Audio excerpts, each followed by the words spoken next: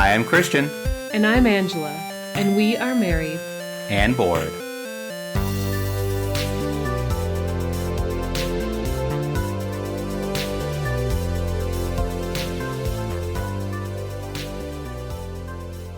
Well, welcome everybody to another episode of the Married and Bored podcast. Yes, we're back. Married and Bored 101. 101. It's a great number. We're going to start at the very beginning. We're going to teach you how to do all Married and Bored stuff. Yes. From zero to intermediate, because then you take Married and Bored 102.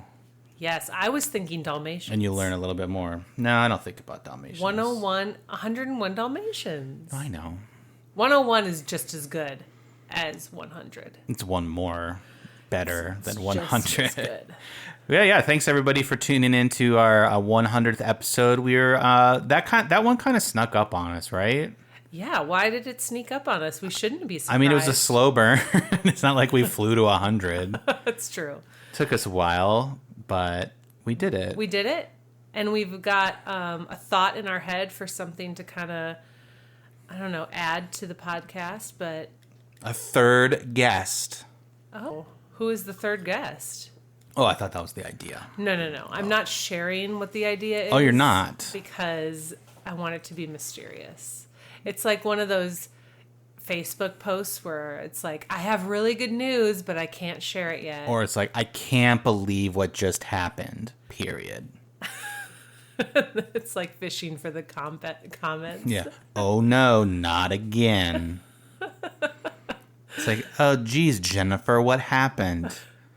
Let me tell you. Yeah. Brink. Yep. And then you get a whole 32 notification.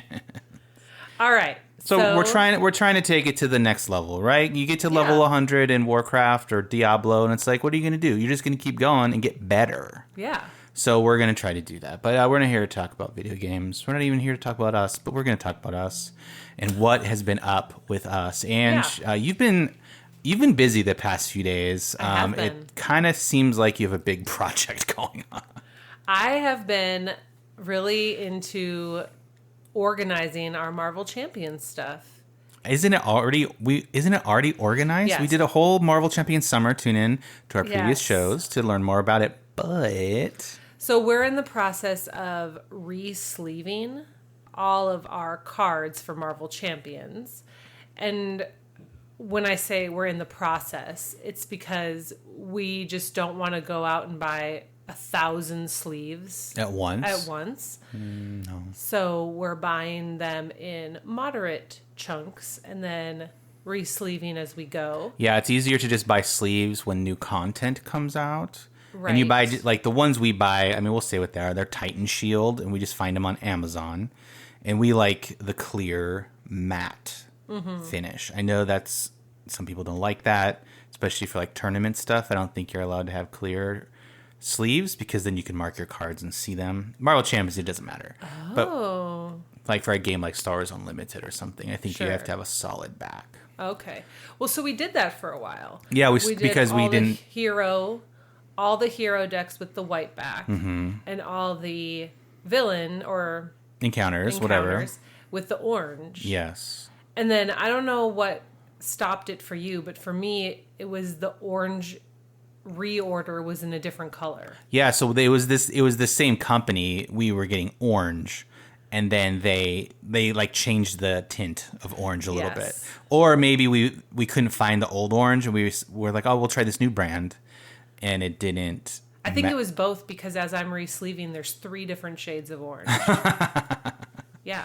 So we're just like, you know what? Let's just go clear. Going clear, just like the Scientology documentary. Are you plugging the Scientology documentary? That's the way we go. So where are you in all this? So I think I have maybe like half of the heroes to go. Okay. That need sleeves. Actually, probably more than half, because we had some janky clear sleeves that we don't like, but I just used them to replace the orange and white. Mm-hmm. So I would like to eventually replace those too. Mm-hmm. Those really, really thin, clear ones that we had. So I probably have like 2/3 of the heroes left to sleeve. And then a lot of the villain stuff needs to get out of orange, especially the older villain. Like the early stuff. The Rise of Red Skull campaign is all orange. I think even like all the way through Spider-Man. Oh. You know what? I think I've said this on in our series this summer, but like I forget about the Spider-Man box. I never think of it. No, because you never played the full campaign. Me? Yeah. Personally? I don't think you did. I did. Probably not. So I've been doing that. I like the roteness of it. What does that mean? Like just the process of sleeving. Okay. I like that. And it sounds so pathetic. Like I'm making fun of someone. But I'm saying it earnestly. Like I like the pile of the cards that I'm going to sleeve. Then the new sleeves. Then the old sleeves go in this pile. I like that rote. You just like order.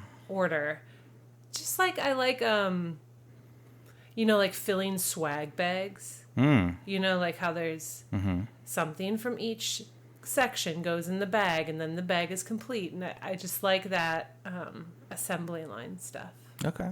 Plus I can do it while I watch Breaking Bad. So. And is that, no spoilers, but is that what's bringing you joy at the end of the episode? Because I would say it's not bringing you joy. No, we talked that we were watching it last episode, and it's a good show, but it is frustrating sometimes for me. Yeah, because you never watched it when it was out, so this is all new for you. It's all new. Okay, so that's what's been up with me. What is up with you? I've been watching a lot of Marvel Champions sleeving. Just online? Yeah, it's a new thing. It's just going nuts. Wait, should I Twitch my sleeving? Wow, you know what that is. I do. Look at you. Yeah, so I've been looking at the Marvel Champions with you just a little bit because I haven't really been in the world. We just got Nightcrawler, right? That's the newest one, so that's fun. He's bamfing all around, so I'm interested in trying that out. And obviously Magnus is coming in a couple months or weeks at this point. But yeah, so anyways, beyond that, what has been up with me? I did an impulse buy, Angela. I don't know. Oh, I know. I was waiting for you to fess up to it. I don't know if you've ever known me to do this before, but just thinking back in our history, some of our best games, or some of your favorite games, came from impulse buys. So, enlighten me. Not Marvel Champions. Mansions of Madness. Okay. Impulse buy. Okay. And you were like, I don't get it. You played it, loved it. Right? That's true. I can't think of another one, though. Me neither. Oh, okay. So it's just one out of many. Out of so many. I mean, I can't think of another one because Cosmoctopus was this Kickstarter, wasn't it? No, it was, but then I impulsed it afterwards. Okay, so I mean, and then it was okay, and we sold it. Yeah. I can't think of any other like impulse buys of yours that I've been like, yes. Yeah, no, there's just been a few that, if it's like a 2-player card game or something, it's like, well, we usually only play with 2. Is this $25 or less? Yes, it is. Buy it. It's like your brain's flow chart. Is it $25 or less? Yes, it is. Arrow, yes or no, Yep. and then you follow. I do the same thing with video games, except my limit is 20. Okay. So I was like, is this a good game? Yes. Do you want it? Yes. Is it less than $20? No. Then I don't buy it. Okay. So that's kind of my 25 is my board game limit. 20 is my video game limit. Anyways, the game that I impulse bought is called Compile. And I watched, you know what's funny? I didn't even watch the whole thing. There's a video by Shut Up and Sit Down. And they were just like, is this the best small box card game in the last blah, blah, blah? Watch to find out. And then I just looked at a couple comments on YouTube and they said it's great. And so I was like, I better order this before you cannot find it anywhere. And guess what? You cannot find it anywhere. Can't find it anywhere. And we have it, so suck it. You can come to our house and play it. But you can't because we'll be playing it because it's only 2-player. Wait in line. So we played it. I learned how to play it today with our son. It's good. Like I I didn't know the rules very well. I'm not a good rule reader and then executor, if that makes sense. Yes. Like, it's hard for me to read a rule and then play the game. I'd rather, I don't know, like, have someone else read the rule, probably, and then figure it out. Like, I'm better at listening to someone do that and then figuring it out from there. Yeah. But it's like a 2-player head-to-head game. It's supposedly, like, really close to a game called Land, Air, and Sea. Land, Air, and Sea. Which is it's like a 2-player battle game where you have different lanes of land, air, and sea, and you put vehicles and weapons in those. It's like military. Gotcha. And so you have like 3 columns of cards that you try to get 10 points in. And the first 10 points in that column will win the column, and you try to get all 3 of your columns to 10 points. Okay, so that reminds me a lot of like Radlands. It's a little Radlandsy, except different columns. There's different columns. There's different lanes. And if you remember back in the day, Smash Up, that was kind of similar, right? Just get to the limit before your partner and you win that area. But this is more like just beat your partner to the punch. Okay. All right. After one playthrough, how do you feel? I feel good. I think there's a bunch of rules that we missed after reading it and watching a quick video. Yeah. And I think it could be good. Like, could be way better than what I experienced. Okay. Because the first time it was just like, hey, I don't really know. We're also watching football. Well, yeah. So that was also going on. And I like the aesthetic of it. It's like very like computery. Compile is a computer word. So like everything is like clear your cache.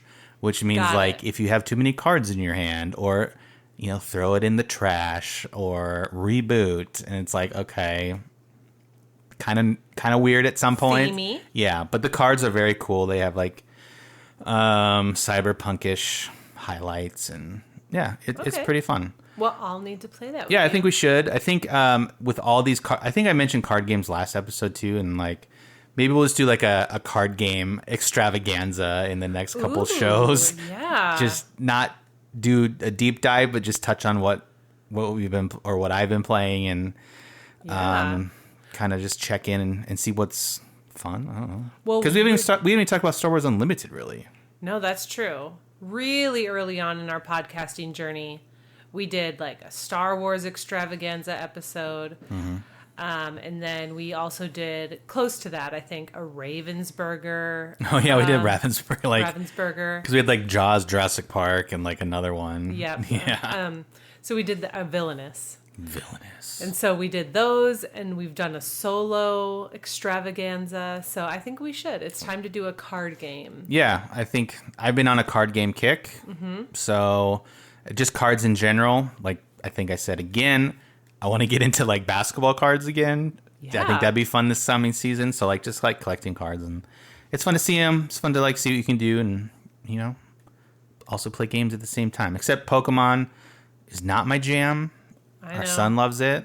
It was just like, I think I was like 2 or 3 years too old for like the perfect age when that hit. For Pokemon? So like everyone who's a couple years younger than me knows it all. And I just know like there was a gap. I just know like the famous Pokemons and like and then now it's popular, super popular again. Yes. But yeah, so Compile, check it out. It's a cool game if you can find it. I recommend it. Again, it's under the $25 limit. There you go.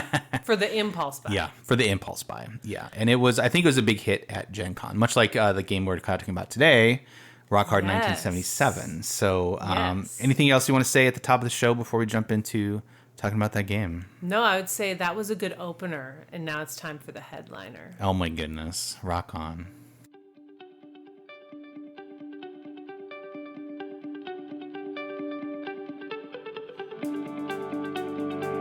This episode is sponsored by Showit. Are you stuck in a boring website template? Maybe you don't even know where to start. Experience the true creative freedom with the drag and drop simplicity of a Showit website. Our website, marriedandbored.com, is a Showit website, and we love how simple it is to create. Get started for free at showit.co. You won't be disappointed. And we're back! Okay. I was just trying to be like a radio DJ. Coming up.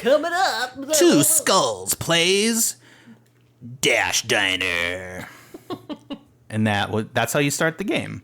So the game we're talking about today, everybody, is called Rock Hard 1977. Another banger from Gen Con this past summer. Very popular during that time and even before that. We snagged this just on regular release. Yeah. After Gen Con. It has, well, we'll talk about it in a minute, but like for me, the perfect theme of a previous life that I lived. Yes. And also like, it's like the quantum, the multiverse, you know, there's a Christian out there who took his musical ability to the extreme. Yeah. And maybe my addictive personality as well. Yeah, maybe. Yeah, everyone loves me. Angela, let's talk about this game, Rock Hard 1977. It is... I was going to just list some cool facts about the game before we get started. Yeah. The publisher is Devere, which is a publisher that we have a couple games by. One of your favorite games, which is Lacrimosa, I believe. Oh, yeah. I mean... if I got the chance to play it with which is another music game, which is kind of funny. I know. Or ironic that they both have very vast different ends of the musical spectrum. Yeah, but you like rock and classical. I do like classic rock. Oh, okay. So it's kind of like if you put them together. Okay. Right? And it's more like, 1777. Yeah, not 1977. Yeah. And it's designed by Jackie Fox, who's actually an actual rock star in the 70s. Ooh. She played bass for the Runaways, which is the same band that Joan Jett was in. So if you know, not like the I Love Rock and Roll Joan Jett, same person. But like, if you ever heard the song Cherry Bomb, where they just scream like, Cherry Bomb! It's like... Oh, that's exactly it. Do we have to pay royalties? No. Did you know what song it was by then I said that? I was being a little sarcastic. Okay, everyone knows that song for sure. But so apparently a lot of like the events and gigs and places you can go are based on things that she experienced in her life as a rock star. Okay, that's cool. And now she's playing creating games, which is a great transition. Also, the transition that I would like to do from my musical career into board gaming. Yeah, it sounds ideal. So anyways, I've talked way too much about this game. Angela, why don't you describe how to play it, but like what you're going to be doing. Yeah, so Rock Hard is a worker placement game for 2 to 5 players. It also has some set collection in there, but that's minor. Each player will take on the role of a up-and-coming musician trying to make it out in the biz. And you're going to take actions to try to improve your chops, your reputation, and your songs, all trying to earn the most fame. If you want, you might need a little something extra during that journey, so you can take some candy to help you get more done. But beware, because the more you take, the higher the risk. So that's my disclaimer about candy. And by candy, you mean booger sugar? Yeah. I think everybody knows what candy is. We've been watching a lot of game. Breaking Bad, and I know it's not about this, but it's like cocaine. Cocaine? Yeah. Yeah. I think that's how you say it. I don't know. I don't know. Cocaine. So there you go. It's a worker placement game, and you're going to be just, trying to make your way through life as a musician. Yeah. So Angela, let's start this off. What does it take to get this game going? We just set up this game, not for the first time, but again, before recording this episode, to play it through with our kids. And we both just looked at each other, and I think you said, like, I hate the setup for this game. It's terrible. It is a little tedious. There are a lot of mini decks. Terrible. So you do have to shuffle a lot of mini card decks and set those up. I do think it takes up quite a big play area. Yeah. You expect a big, like, war or strategy game, like battle strategy game, to take up a lot of space. I wouldn't have expected this one to take up as much space as it does. Part of that has to do with the player board, which we'll talk about in a little bit. But, and then there's no, like, yeah. So I just feel like it takes a lot of space, lots of components to deal with. I don't think it's the hardest game to set up, but can be a little... It's the mini cards. There's so many mini decks. The thing that is positive for me about the mini decks in this game is that they have a place to go on the board, the ones that you're constantly using, which is nice, because usually it's just like, and set this aside to draw from. And it's like, no, you need to have a spot for this. Yeah. Like, and so this one does a good job of doing that. True. Especially with all like the hangouts. Like there's different hangout locations and like random gigs and stuff like that, and there's a spot for those. I get it when you're doing it for setup cards. It's like, hey, pick this, choose one of these cards, and it's with you the whole rest of the game, and then you get rid of the rest. Like, that's fine. But if it's going to be constant, it needs a spot on the board. That makes sense. So yeah, it's a little tedious to set up, and I think the same goes for the teardown. The teardown's not any easier. Because by the end of the game, all the different meeple token colors are on different places of the board, so you're redoing that.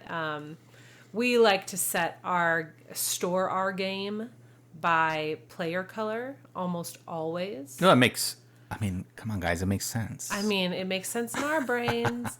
So you just throw somebody a baggie of orange and they have everything you need to go. Exactly. So we think it makes less sense. Sometimes games, I don't remember how this one came to us, but sometimes games come to you with like all of the, I don't know what they're like. Well, it's just like the VP tokens in one bag. It's like components are put together. Like all the stars, no matter what color they are all together.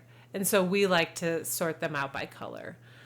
So resorting that out at the end is just as tedious. All the mini cards have to go back. Gosh. So it's not the greatest experience to set up and tear down. Yeah, the past few games that we've played, and one of them we will probably talk about in a couple weeks, Septima, we set up that game, and I was like, what is going on? There's so much to set up, that one took a bunch of table space as well. So I don't know if that's like a new trend with newer games, because it just seems like it, in a way. Like Arcs is a newer game that we've played a lot of. And the one we talked about last week, Harvest, it doesn't have as much of a table space, doesn't take as much real estate. Right. But everybody does have a bigger than normal player board than they used to be in the past. So I feel like that's kind of like the trend of the games we've been playing recently. Right. It's just interesting.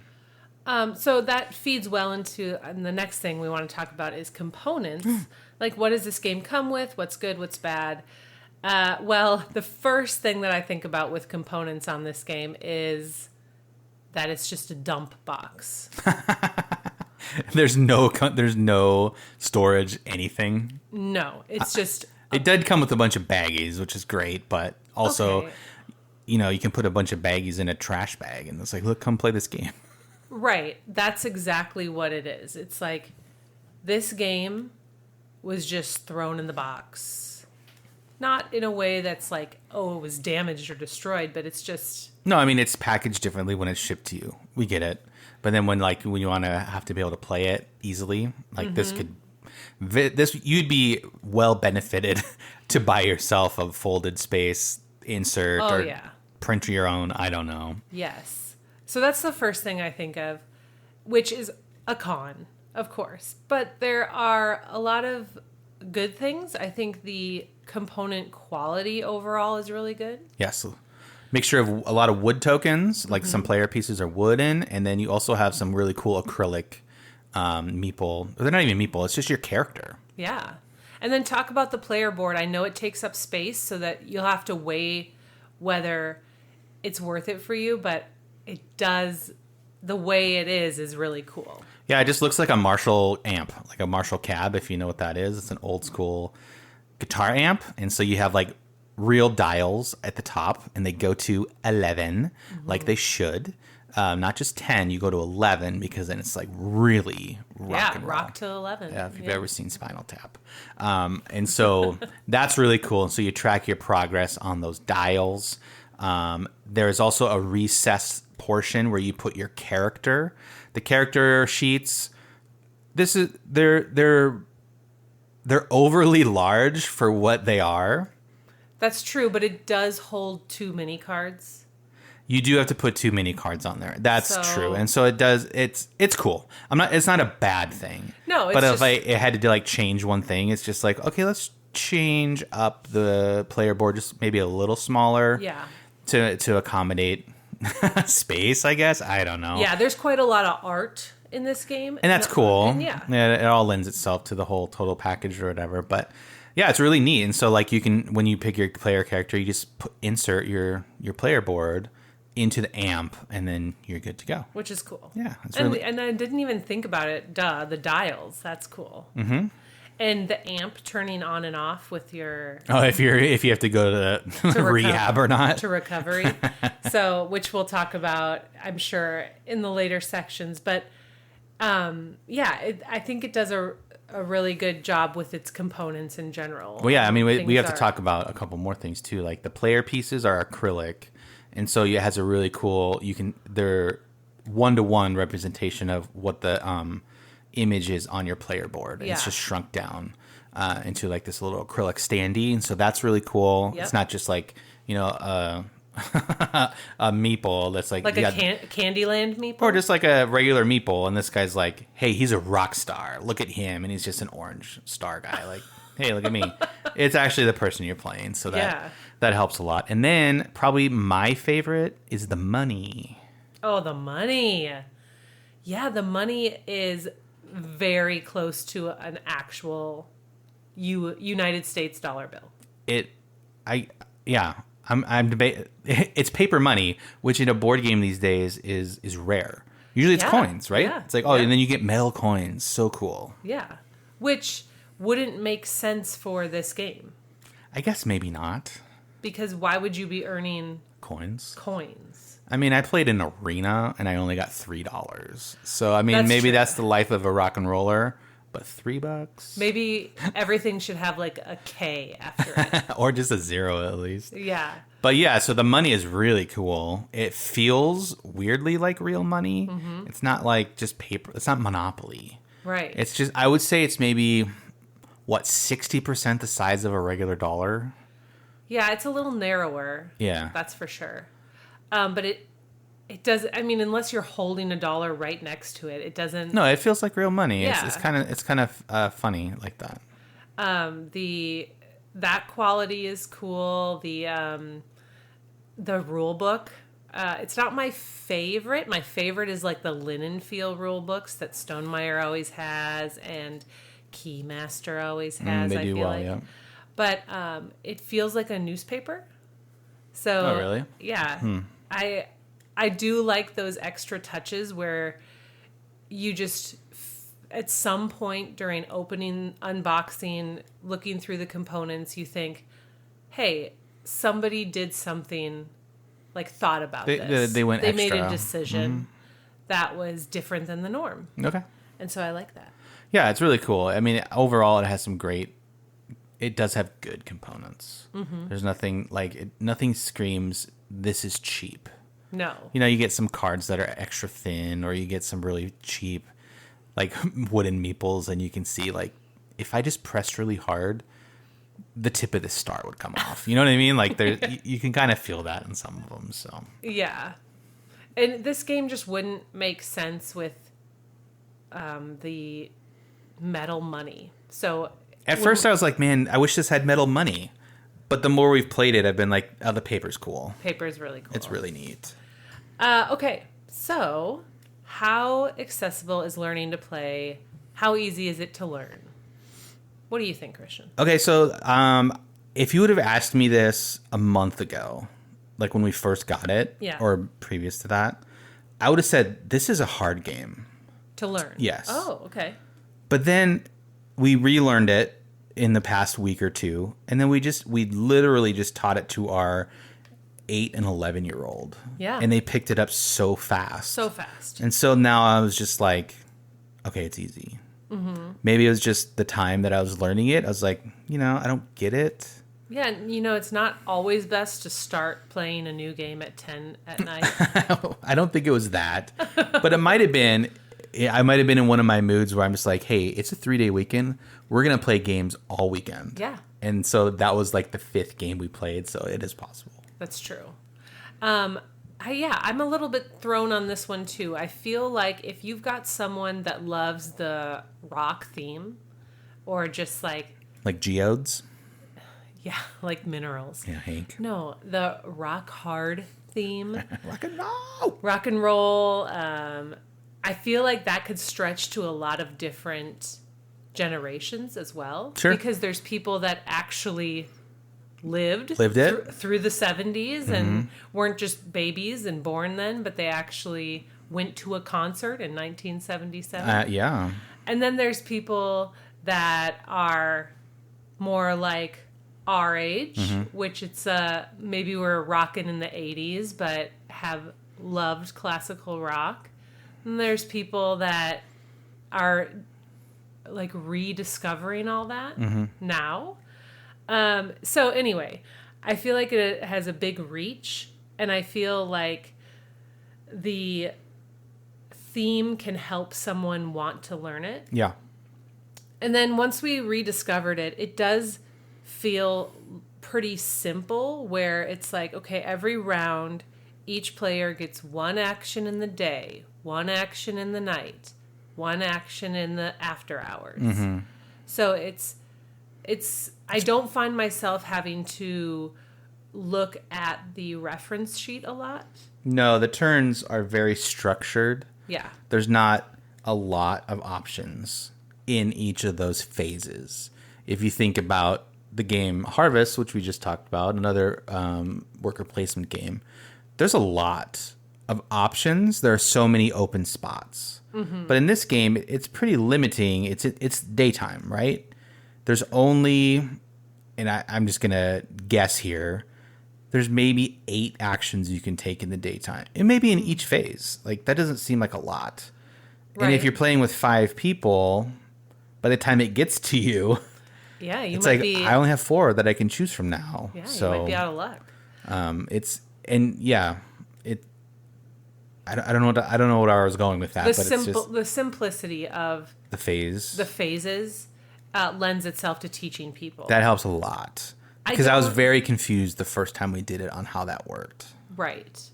Now, you have an aunt and an uncle. I have many. Shout out to the Shallows. Oh, yeah. Who like to come down to the valley.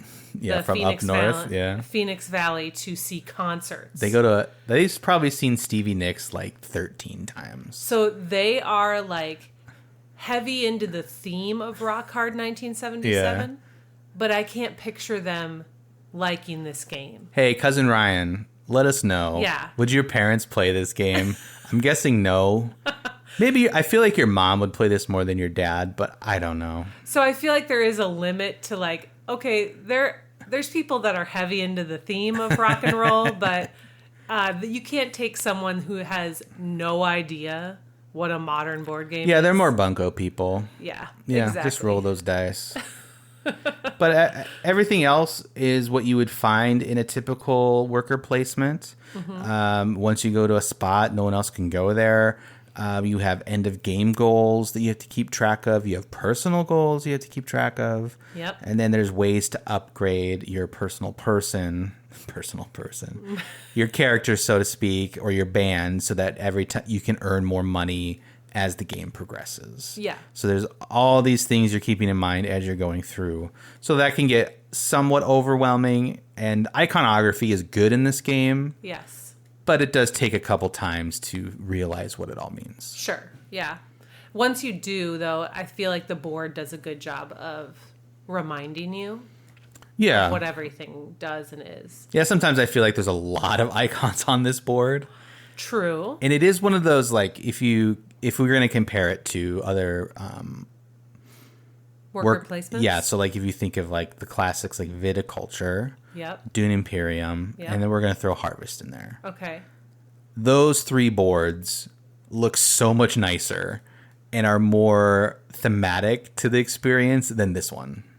Okay. I might push back a little on Dune is very intimidating. Dune Imperium, like the board. Okay. There's a lot going on there. I'm just feeling maybe it like just looks more like Dune than Right. Yeah, no, I get that. Yeah.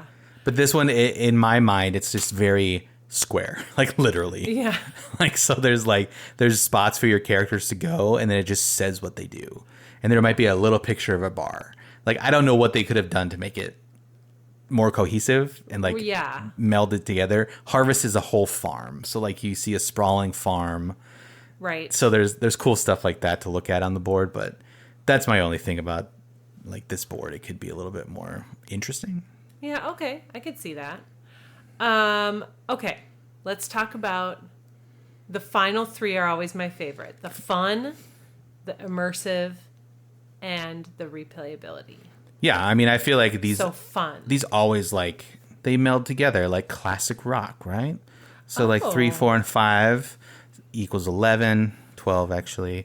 When you add them all together. So let's 12 this up and just talk about them in one big lump of candy. Okay. Well, as previously discussed in the What's Up section, I like my stuff ordered. Okay, so let's reverse that and just talk about how fun it is. Christian's going to lump his together. I'm going to talk about mine separate. We can do that, right? Yeah, totally. We're different. We're different people. I mean, fun. Who doesn't want to be a rock star? I don't know. It's fun. A nerd? Yeah, you're a nerd. I am a nerd, but I want to be a rock star. Yeah, I feel like it is fun to try to become a famous person. I think the theme is fun for us because we both are musicians. I do think it's a little more fun to play with higher player count. Okay, let's talk about that because the first couple of times we played with 2. Yes. And we finally got a 4-player game. Mm-hmm. Discuss. So it's kind of hard to differentiate for me. Maybe as I talk, I'll figure it out. But in Harvest, when we played 2-player, you also have to play the mayor who covers up spots. Yeah, Mayor McCheese. I felt like that one did a better job of the 2-player experience than this one. Okay. Because this one, you do have to have another... It's not a player. It's just a way for the blocks to cover up different spots on the board. I think it's called Rising Star. And so it's like somebody who's even less popular than you that's taking up space on the board. There you go. So the thing I don't like about that one is that it's always the same for every game. Yes. There's no variance. There's no variable. There's no like, okay, draw the card and see where their cube gets placed. It's like at the start of every 2-player game, these 3 options are not available. And you know what they are? They're ones you want to start the game with. Absolutely.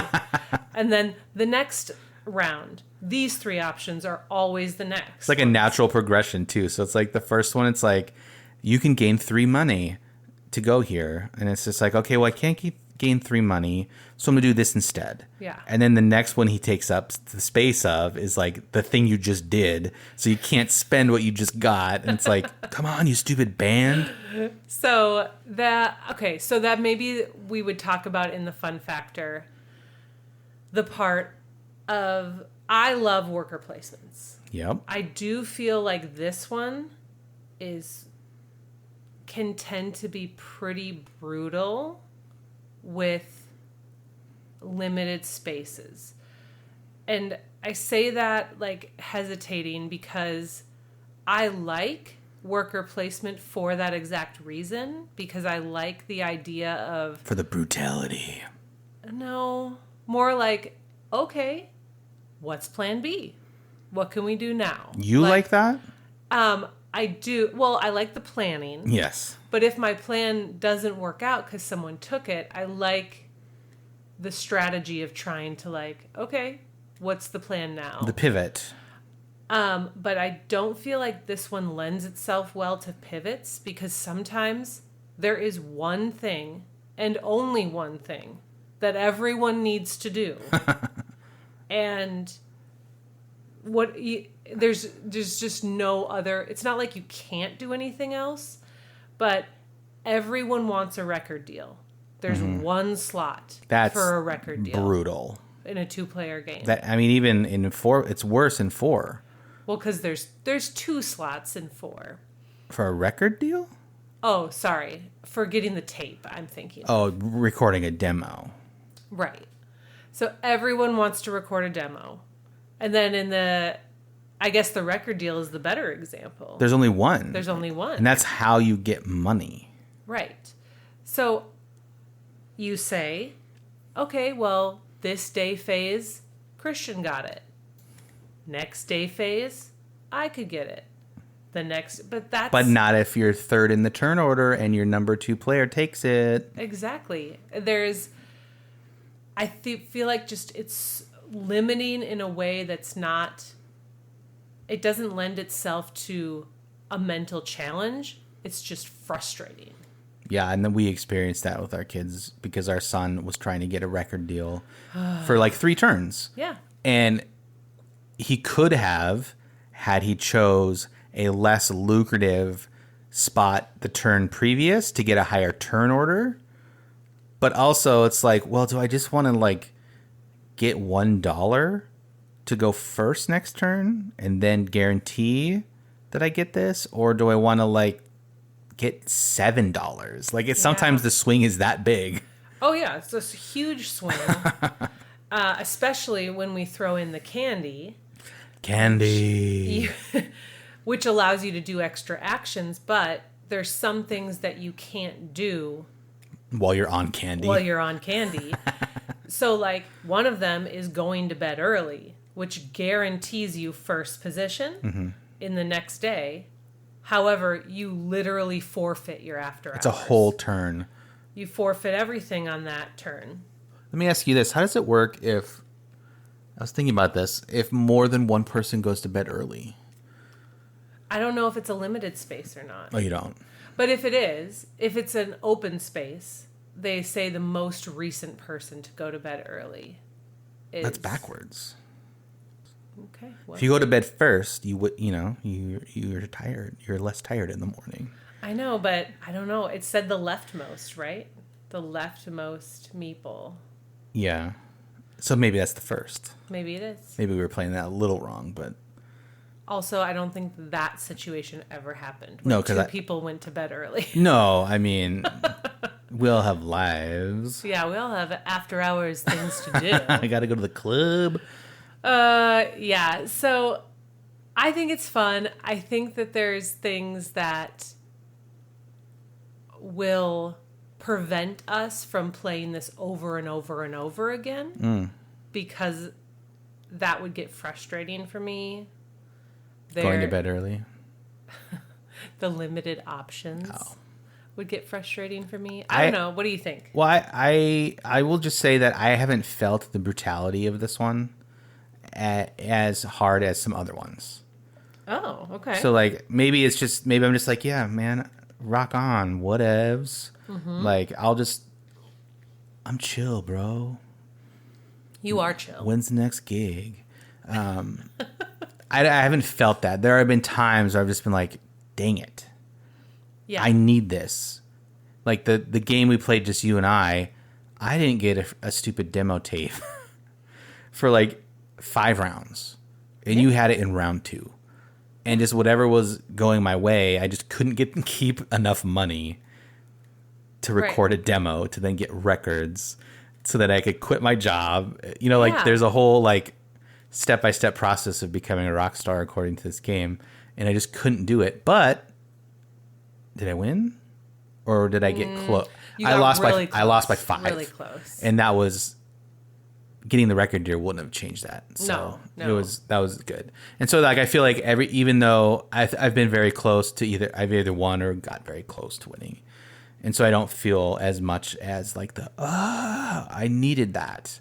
As opposed to maybe like viticulture, I feel like is pretty brutal. And well, I didn't play this, but you played it recently. Abomination is like super cutthroat, I feel like. Okay, but what this game is missing that Abomination has a bumping mechanic. Abomination has bumping? I was thinking like apiary does, but I didn't remember. So you can pay someone off. Oh yeah, this one needs them. that. You got to like bribe them with candy, give them drugs. Yeah, absolutely. This one needs something where it's like, okay, you want to take the space I just took? Give me something. You know, it needs that. Even if it's only allowed once per phase or something, like, hey, you can only bump one person. Yeah, or phase. if you just like switch turnovers with them. Yeah, or something like that. Yeah, I feel like it needs something to make it a little more forgiving. This one might have, maybe this goes down into replayability, so I'll talk about it there. But immersive. I mean, it's hugely immersive. I don't know. Yeah, I joked when we were playing it this afternoon. I was like, "What playlist are we listening to while we play this?" Well, I didn't take it as a joke. I was like, "Yeah, let's do it." And our kids are like, "No, your music boring." I think that it does a really good job with the whole mechanic where you start as an up and comer, so you have a job. Yeah, we didn't even talk about jobs. Like a real world job, you know, not a musician. I was a truck driver. You were a truck driver. An overnight truck driver. That's true. And you can keep your job by going during one of the indicated phases. So it's like you have a day job or you have a night job or you have an after hours job.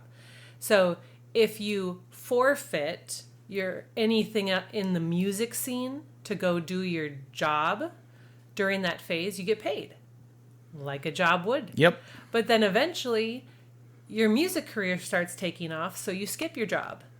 And then if you skip your job 3 times, you have quit. You get fired. Or you get fired. Yeah, it's probably However fired. you want to look at it. Let go. And then you become a professional musician. In this economy? So I really like that mechanic. I think it is so clever and just so realistic. I really like the actions. So in the day, that's when you can go for a DJ interview, or you can record. Yeah, you're doing the business. Or you can negotiate a better record deal, or you can get a crew member. Like hire a promoter and stuff like that. Yeah. And then in the nighttime, that's when you go to your venue, like you play your gigs. Mm-hmm. And then in the after hours, that's where you go to the clubs, you go and schmooze it up backstage. Mm-hmm. Or if you're maybe nerdy, you go to bed early.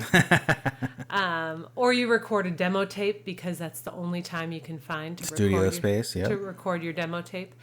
So I feel like that is all very, very thematic.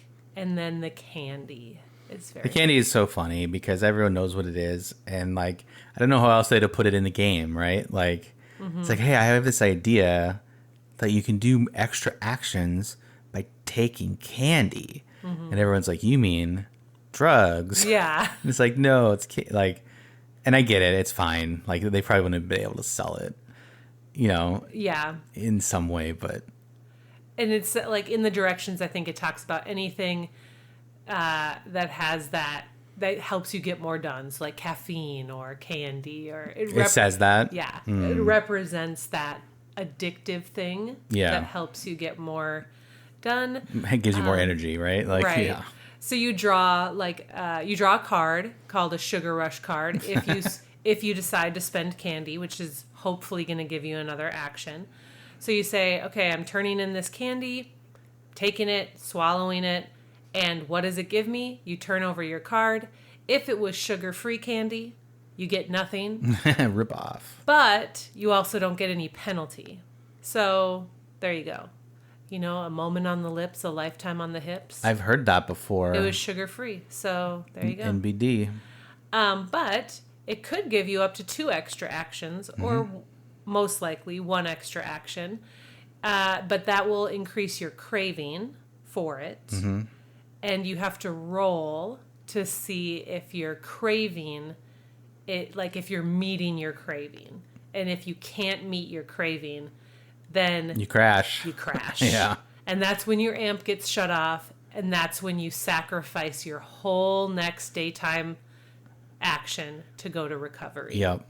Which is such You get those electrolytes. You such sleep a good in. mechanic. It's so good.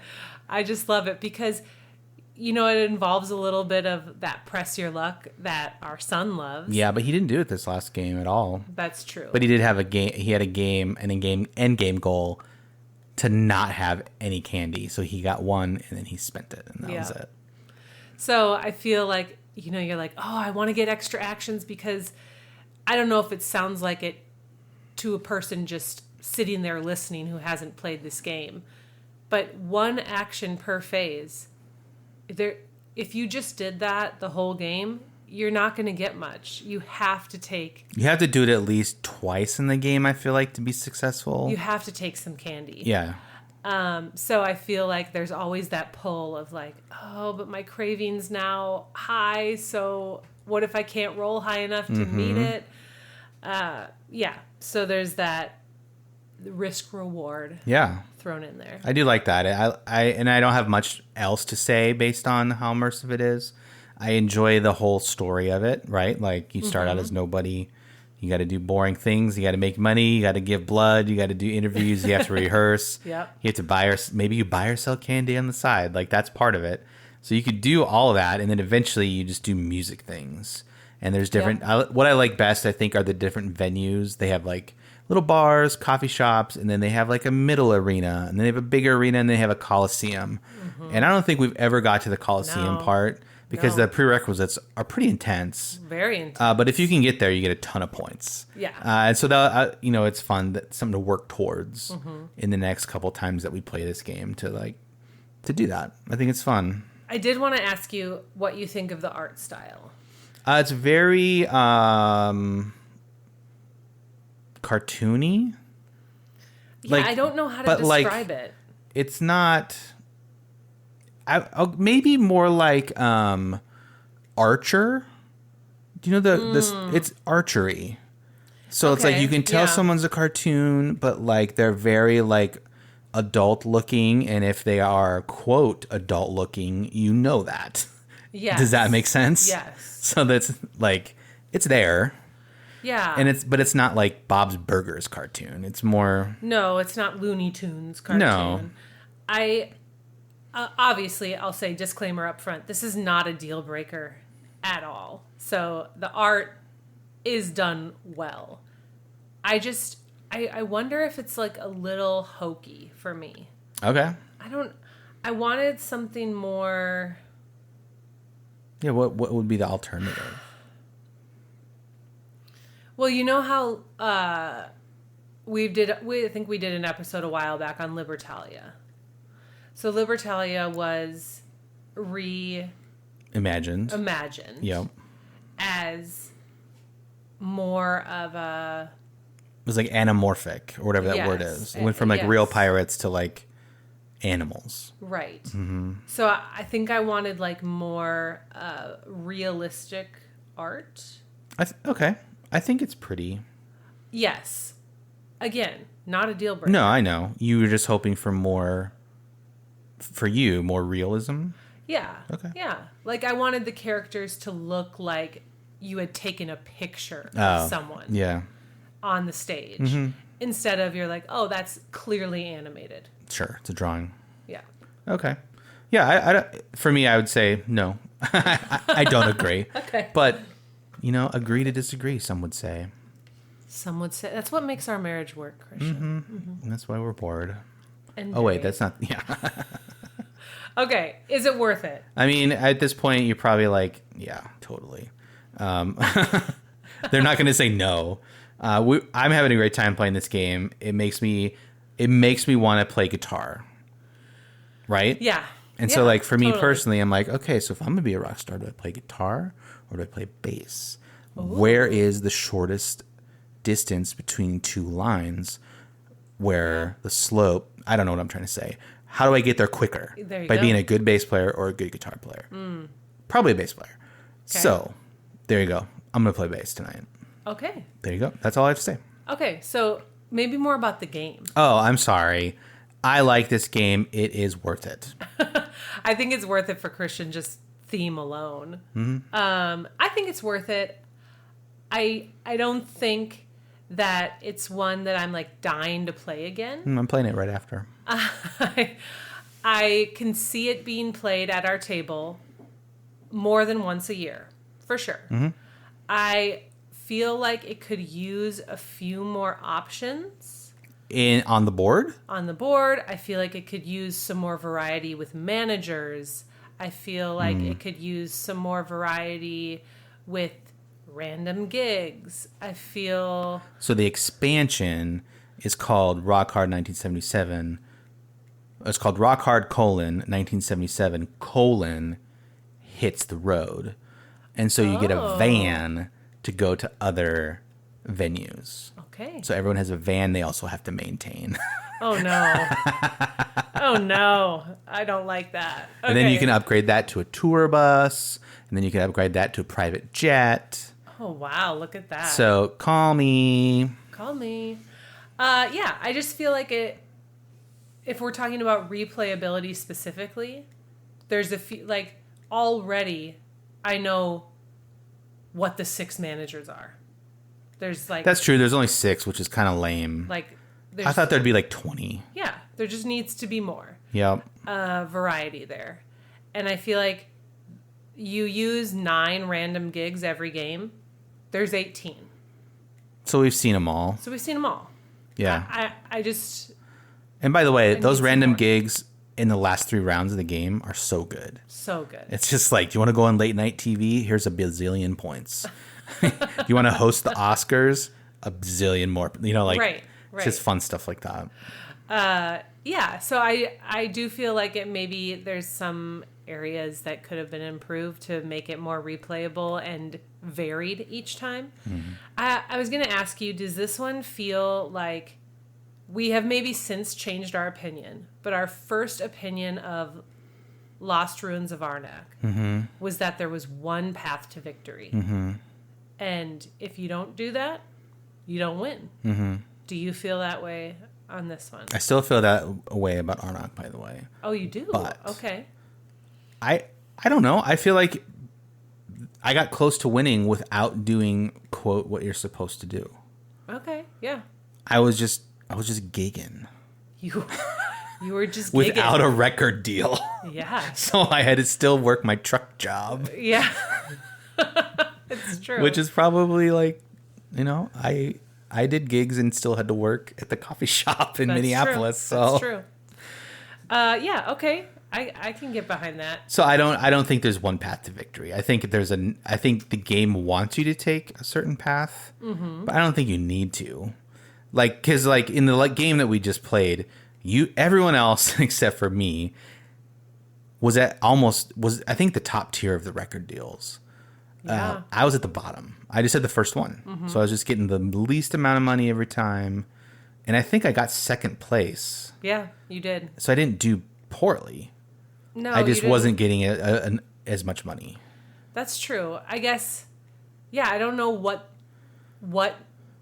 concrete example I can give that makes this one feel more limiting. It just feels that way than to other you. worker placements. It just feels that way. And I don't know. You need to eat more candy. I love the candy in this game. All right. Anything else? I don't think so. I think you think we have a great time. There is no solo mode, correct? There is not. No. So that's something that we haven't explored. But the majority of our playtime is 2 players. Played one game with 4. 5 would just clog up the board more and make it even more limiting for you. But it would be fun to try with 5. Like maybe maybe it's way harder. But I would say the 2-player game, like it doesn't limit it enough. So if it's just 2 players, still definitely worth it especially if you're into the theme, and you just like, or if you're a worker placement fan. I think it's like it's a good worker middle placement. of the road / beginner one. Yeah. All right, we will be right back to talk about what thoughts or ideas came up during the game.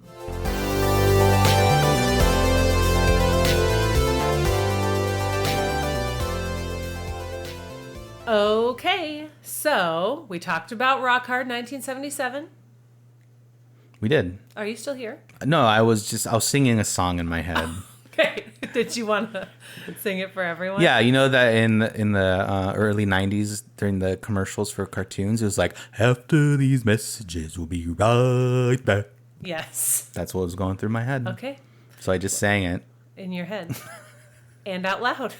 Well, there you go. I'll do another one later. Oh, great. Something to look forward to. So thoughts, topics that came up while playing this board game. Candy. So this makes us think of like the topics that quote unquote aren't allowed in board games. Like taboo? Yeah, like these taboo things. So cocaine. That's what it's just drugs, right? Or drugs. In general. This game didn't go there, right? They didn't say that it's drugs. And I don't know if But they went there they just called it something else. They called it something else. I don't know if there would have been complaints because it rewards you for taking drugs. However, there's a great risk the more drugs you take. So I feel like just call a spade on this one. Like just call it drugs. Maybe they couldn't sell the game to a publisher. That's true. Like, but then we also had a game for a while that was based on the show Narcos. Remember that? It was like a hidden movement game. Yeah. And it was just all about like finding Pablo and like murdering him. So like, and that one had literal white cubes representing cocaine. Get shipments of cocaine. Yeah. So I feel like there have been games, or at least that one, where we're like straight up calling cocaine. Sure. Now, I don't know if there was more like, hey, heads up, you're buying a game called Narcos, so what do you expect? Well, maybe also this is, in this game, you are consuming. Okay. You're not just moving the drugs, you're consuming the drugs. So, I mean, I don't know. I'm not a publisher. I don't know what they look for or why they chose this. Probably just to make it more accessible to families. Yeah.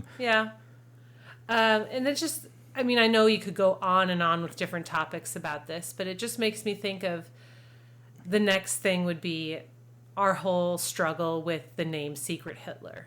Well, yeah, I love that game. We do. We both love it. It's so fun, and people get so mad playing that game, and it's just one of the best of those types of games that I've played. A deduction game. Yeah, but I have such a hard time just like, why did they choose that? And it's not, even if you ignore all of the political things in the United States of the past 10 years, right? Like, right. Even if you ignore all that, it's still like kind of a poor choice for a name. Yeah, I don't like saying that I like Secret Hitler. It's like, okay. And I didn't always feel that way, and I feel like in the past like 5 to 7 years, as my reading has become more serious, and I've read a lot of historical fiction, but also nonfiction about World War II. Mm-hmm. And in a way that high school and college history classes never did for me, it kind of dawned on me the horror. Yeah. And that was real. Totally. And then to make a board game about it. Sure. Feels really icky. Yeah. So I don't know. But then, there's games like Black Orchestra. Is that what it's called? Yeah, that's the one about murdering him. Right. So someone plays Hitler. Right? Oh, really? And someone or maybe not Hitler, but the Axis and Allies. Sure. So I don't know. I know there's tons of content out there about World War II. I feel like that is loaded. And I'm not trying to make any enemies. If someone offered to play Secret Hitler at our house tonight, I would play it. Yeah, we're going to play it on our board game weekend because it is always a hit. Right. Maybe, I don't know. I wish there was more care taken. Yeah, I think, it's just not our favorite thing to admit that we like. Yeah. Right? Because it's like, oh, what's your favorite game? It's not my favorite, but if that, it's like, wait, what? Right. There's also a game engine. I've been trying to find the name of it, and I apologize that I don't know the name of it. It was on the Board Game Geek Hotness at one point earlier this summer. It was about a strip club. Oh. Yeah, and being a worker there. Oh. And I think everyone was kind of like, what is going on? Interesting. I didn't look into it very much. So that kind of felt, I thought of this as you were mentioning this part of the show. I don't know anything about it, but I was like, that's one that you don't see every day. Very true. Yeah. And it's like kind of the discussion with comedy. Like, is there something that crosses a line? Mm-hmm. Or is it the way in which it's done that crosses the line? Board games art, comedy art. Right, exactly. We're not here to answer that. We're just bringing up. No, we're just discussing it. I'd be curious to hear what other people think. Not that you have to get on a soapbox and explain your position, but just is there such thing as a game or a topic that a game can't touch? Yeah. And you can definitely just text the show. Yeah. That's a cool new feature that you know what? Not a lot of people are using. Come on, so guys. Text the show. You can find the link in the show notes from your mobile device. That would be great. Let us know if there's a game that maybe you think took it too far. I'm going to ask you a couple questions as we wrap up the show here and to our next segment. But do we have any games that fall into this category other than like the cocaine with, like, is there something where you're just like, man, I wish they did it differently because like I'm literally killing 14 people to get my job done in this game. Right. You feel icky. Yeah. I don't think so. I mean, even Narcos, we gave up. Not for that reason. No, we had like 3 games that were just like hidden movement. Yeah. I don't think we do off the top of my head. Can you think of one where there's a boundary that we're close to crossing? I don't think so, because games, the ones that I like, are always so fantastical. So yeah, like nothing's grounded in reality. Right. This one is very grounded in reality, and someone's literal life. And so like there's nothing like whatever. I don't care about drugs. If you did them or do them, whatever. Yeah. So like this one, I would give free license to just call it drugs. But then there's other ones where it's this very gray area. Like I don't know the name of it, but I think there is a game about the Underground Railroad. Probably. And so that one I would need to learn more about. Honestly, I don't know enough, but off the top, like my first impression is, okay, we don't touch that. Okay. But again, I don't know. It could be done great. I don't know enough about it. So it's this gray area that's just floating out there. All right. And do you want to lighten up the mood a little bit from just dark and depressing board game topics to a random quiz I'm going to throw at you?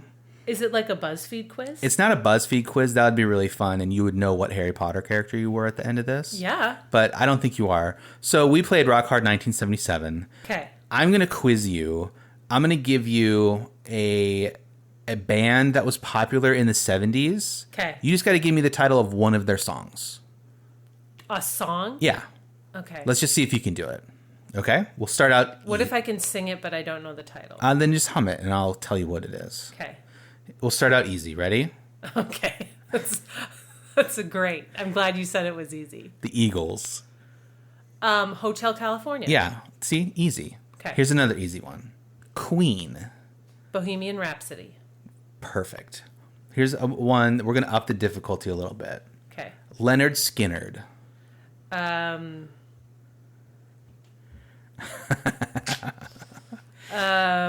Birmingham, we love the governor. Oh, Sweet Home Alabama? Yeah. Oh. Yeah. Okay. All right, ready? We're going to do 2 more. I always thought Sweet Home Alabama was Kid Rock. Oh my gosh, get out of here. Here's one. And he started in this decade, but has been more popular beyond this decade. Okay. Tom Petty. Free Falling. Yeah. Easy. How about Eric Clapton? Yeah, Stairway to Heaven. Nope, No. not Stairway to Heaven. What's it called? No, it's Heaven. It's crying that comes out of your eyes when you're crying. Tears of Heaven. Yeah. Will you know because his son died. My name? Yeah, it fell out a window. Yeah. And finally, here's a tough one. Ready? Heart. Barracuda. Oh, you got it. Nice. Good job. Did you learn most of those from me or from when we used to play Guitar Hero in my apartment? In Guitar Minneapolis? Hero. Okay. Guitar Hero. All right. Thanks, everybody, for listening to this episode of the Married and Bored podcast. We're going to end this show as we end every show and just talk about a few things that are going on beyond board games. That is a good title for this segment, Beyond Board Games. So, look at you coming up with ideas. Ange, what's going on with you beyond board games? Are you laughing because you know what I wrote? Well, yes, but also I just think my title is so good. It's so good. Okay. Well, after we all let's just take a moment appreciate that title. Shall we? A moment of silence? No, because silence in a podcast is death. Okay, well, I'll fill it with something. With like, yay. Yeah. Okay. Woo! Yeah! Go get it, boy! Great! Okay, so I have been really enjoying sunflower seeds. That is so... Why? You guys, I know you're laughing, shaking your head, rolling your eyes, Is it because the baseball playoffs are on? It's not. No? I think, so last time we I think I said... We didn't allude to it. We just said... we totally just said it. I said nothing was bringing me joy because I can't eat anything. That's true. So still doing that. Yep. And what I have noticed about myself is that I'm very tired at the end of the day. But that's also our only time to like watch Breaking Bad and commune in that way. Mm-hmm. So in order to stay up, I would eat candy. I would eat candy. The candy. No. I would eat like a pint of ice cream. 16 Oreos. You know, whatever. But now to stay awake, I can't. So I munch on sunflower seeds. They are the ultimate stay awake food, especially for road trips. Because it's like I'm not really eating much. Mm-hmm. I'm like, it's like mouth fidgeting. That's what it is. Okay. There we go. So perfect. I know I would really love to go into the dill pickle flavor, but for some reason, some crazy person put sugar in there, and I can't eat that right now. So. But how many days has it been since we've had like refined sugar? It's been like 37 days. Yep. And I just want it more. I just want more. It's candy. Yeah. So we know how addicted we are to sugar. Yeah, seriously. All right. What's bringing you joy? Beyond board games, you mean? Oh, yeah. Beyond board games, in this section, what is bringing you joy? Okay.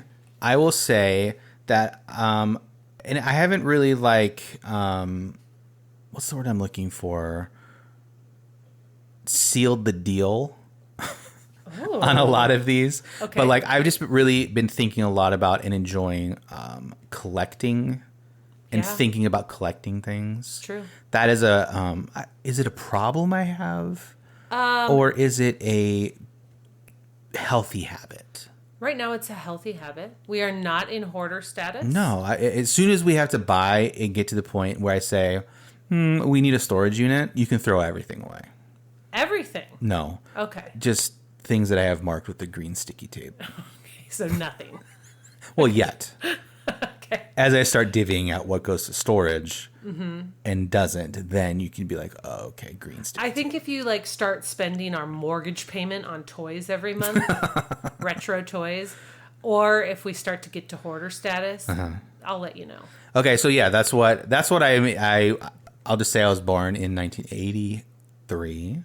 Yep. It's a good year. Was. So I've just been really into reliving all that stuff. One of my favorite things, and I talked about it before, is the show and toys called Mask.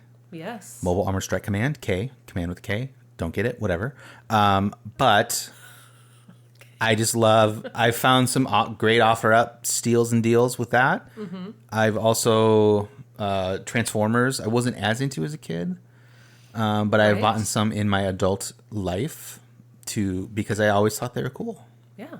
So I don't know, I found some old cartoons online just to put on my phone for when I can't sleep at 2 a.m. X-Men 97. That helped. 77. 77 would be interesting. Maybe there's a game coming out called X-Men : 1977. X-Men 97 figurines. So that helps. I have a couple right there, and they're so hard to find. Why are adults buying all the toys? Seriously. Because of people like me. You should start a toy podcast. I should, but how? Who would watch or talk about? Listen? Yep. Okay. What would we talk about? I don't know. I'm not part of that venture. Yeah, that's true. What would it be called? Christian's Toy Chest. Okay. All right. Just like Duncan's Toy Chest in Home Alone. You mean like my other Instagram? Oh, yeah. That's called Crispin's Toy Chest. There you go. Perfect. Now everyone's going to follow you on Instagram at Crispin's Toy Chest. So, I don't know. I just like looking at those things. I like impulse buying some of that stuff. Yes, you do. I definitely do. I haven't done it in a while, which is great, except this one here. But you bought that. You're like, hey, do you want this? And I said yes. Yeah, I got you that Transformer. So you bought it. Yeah. So I love you. There you go. You're welcome.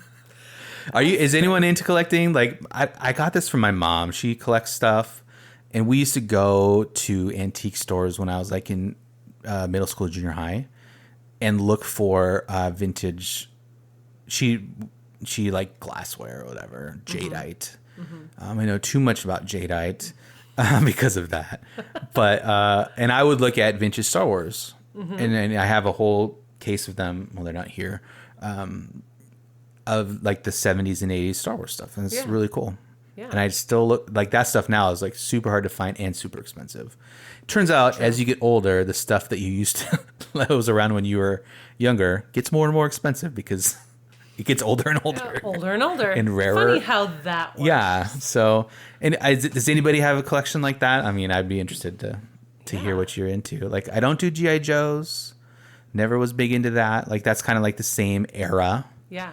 But Transformers, Mask, I like Legos, but I limit myself to certain ones, but not old Legos. That's true. You do have a few of your growing up years. Lego. Yeah, and those are, I could probably, vintage, those are cool. Mm-hmm. But I don't have them set up or anything. They're just in the garage.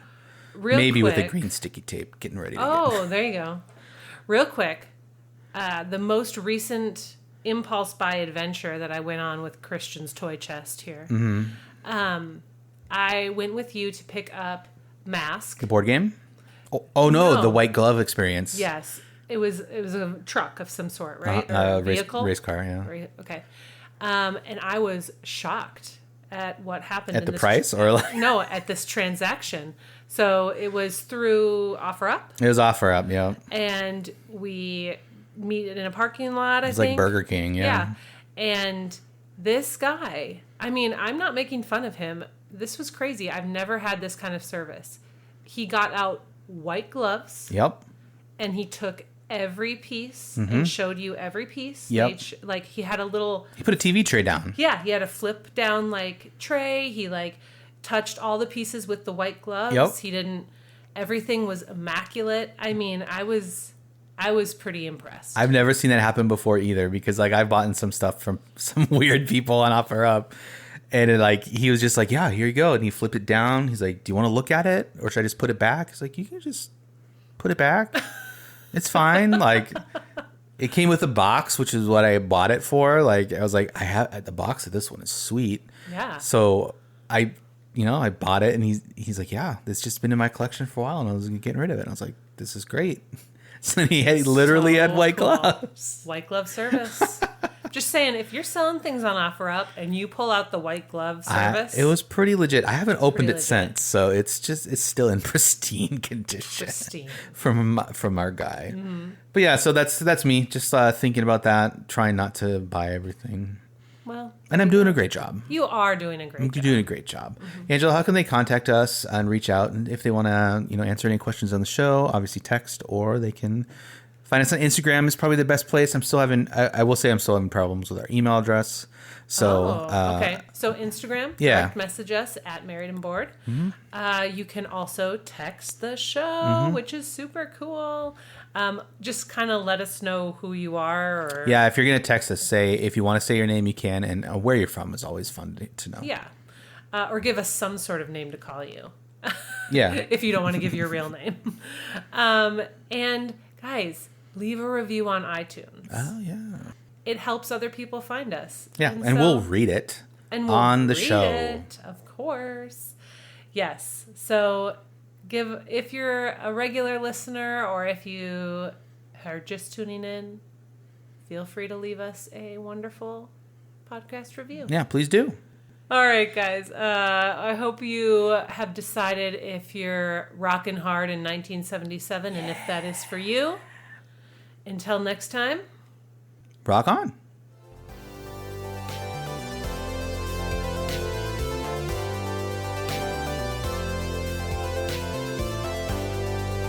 Thanks for listening to this episode of the Married and Bored podcast. And guess what? We have a website where you can listen to podcast episodes and so much more.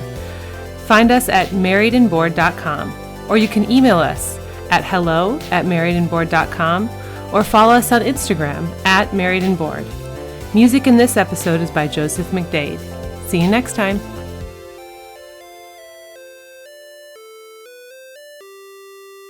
You didn't ask what I was reading. Ha ha. That's funny.